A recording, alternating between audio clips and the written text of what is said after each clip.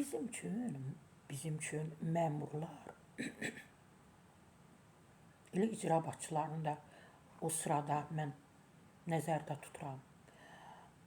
Məmurlardır, icra başçılardır, rayon təbii ki, icra başçılarıdır, nazirlərdir. Bunlar bizim gözümüzdə indi böyümüşük, daha kamil olmuşuq, daha ağbirçək olmuşuq. Dünya görüşümüz geniş olduğuna görə, məlumatlı olduğumuza görə artıq onların da kim olduğunu, nəçi olduğunu, nələr etdiyini təbii ki, biz də bilirik. Amma biz məktəbdə oxuyanda, daha az yaşımız olanda onlar bizim üçün əlçatmaz idi. Onların başı biliklə dolu idi. Belə. Onlar hər şey danışa bilərdi. Onlar çox böyük məlumatlı idi. Onlar bir qadına, bir qıza gözünün belə ucuna baxa bilməzdi. Namus, qeyrət, hamısı bunlarda mükəmməl idi. Biz belə düşünürdük. Amma son vaxtlar elə bir eşitdiklərimiz, oxuduqlarımız bizi şok yaşadır.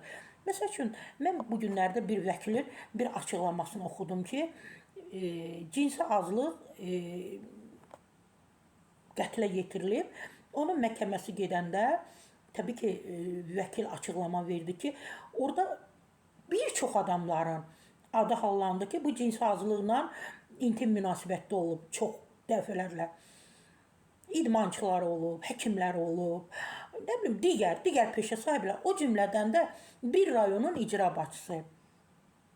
Və vəkil deyir ki, mən onunla bəzi sualları edəndə, söhbətləri aparanda, yəni mən çox adi qəbul etdi bunu ki, yəni ki, burada nə var ki, yəni icra başçısı cinsi azlıqla əlaqədə ola bilməzmi?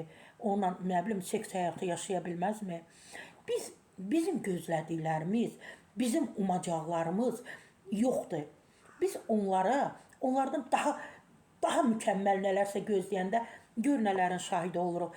Rayonun icra başçısı, bir rayonun icra başçısı cinsi azlıqla dəfələrlə yox, bəlkə də 1000 dəfə əlaqədə olub. Ona seks yapır. Sara Səfra tövsiyə edir. Belə səhvlərə yol verməyin. Biz eşidirik, şok yaşayırıq.